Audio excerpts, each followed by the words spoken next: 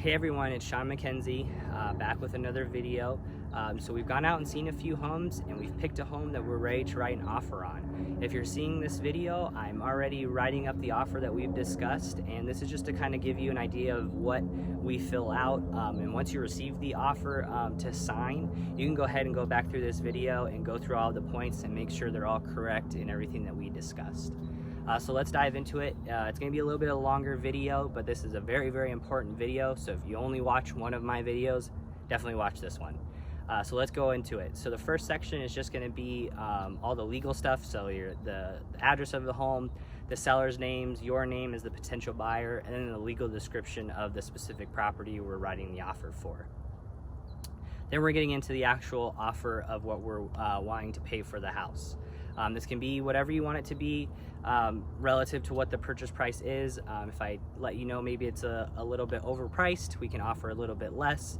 If we're going to be competing with other offers, maybe we can offer a little bit more, as long as I believe that it can appraise for a little bit more.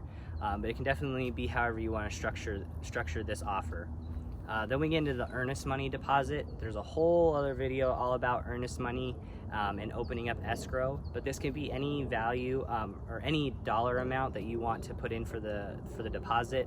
I just have to fill that in on this section. Then we get into the down payment. That's just going to be something that you discuss with your lender of how much you need to put down in order to qualify for the loan, and then I just put that amount on that line as well. Then the last line is just going to be the total loan amount after the down payment is subtracted from the purchase price, and that's going to be reflected on the pre-qualification letter. Then we have to choose a close of escrow date. Normally it's about 30 to 45 days that a lender can close on a loan. They can definitely close sooner if they can. We can ask the lender if they can close sooner if you want to try and close sooner, but we just have to pick a date, and roughly, like I said, it's about 30 to 45 days. Then we get into the additional clause section, where we just let the seller and the listing agent know that we've added in an additional clause or additional addendum. This is like the HOA addendum that you have to acknowledge and sign, or maybe you have a house for sale that's contingent on buying this house. We just have to check that box, letting them know that it is included in the offer. Then we get into the type of financing.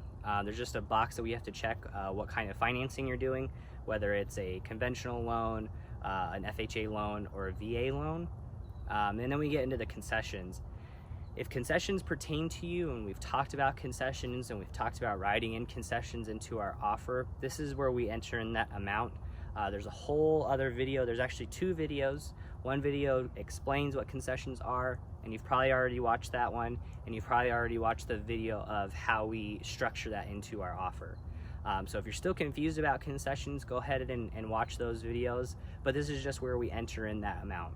It can either be a percentage of the purchase price, or it could be a specific dollar amount that we're asking for. Then we get into the title section, just putting in their contact information and their address. I use First Arizona Title out in Peoria. If you have someone else that you want to use, I have no problem with that. It's definitely your decision. I'm not going to force you to use anybody that you don't want to. So that's just where we put their contact information. Then we get into the disclosure section. Just lets you know what the different disclosures you'll be receiving are. The one important one is the seller disclosure. It pretty much lets you know anything that's going on with the property, or that has gone on with the property since the sellers have owned it. Usually that's just if anything's happened with the house, like roof leaks, or if they've replaced anything, how old things are, like the AC and the water heater. So it's just a lot of paperwork that they go through, and they have to fill out, and they have to disclose everything they know about their home. And then we get into the due diligence and the inspection period.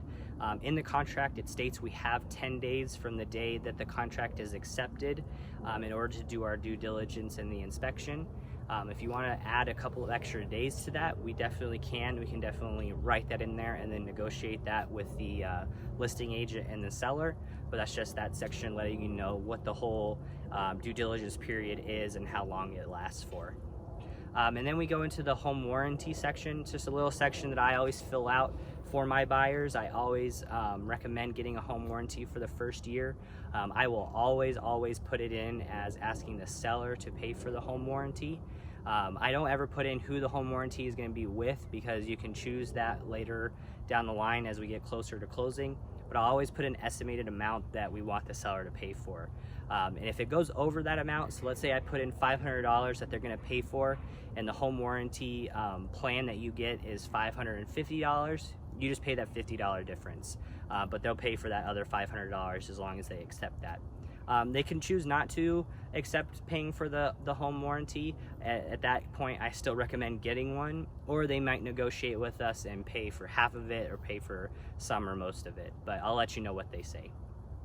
And that's pretty much it. The rest of the stuff is just about myself as the buying agent, and then also have all the information for the selling agent and their brokerage and my brokerage, and then you're just going to be signing at the end.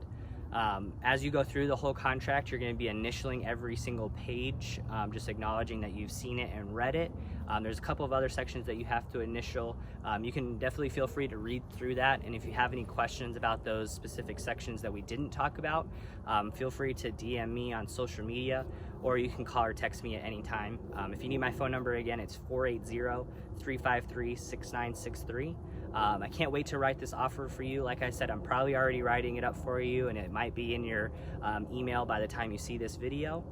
So go ahead and watch it again and go through it. And again, like I said, make sure everything is correct that we talked about, and then sign it, and then it'll get sent back to me. I will send it off to the listing agent, and then we'll wait for the response. We usually put in 24 hours to respond. If it's during the weekend, a lot of listing agents and sellers don't like to respond within that 24 hours, and they normally wait until Monday.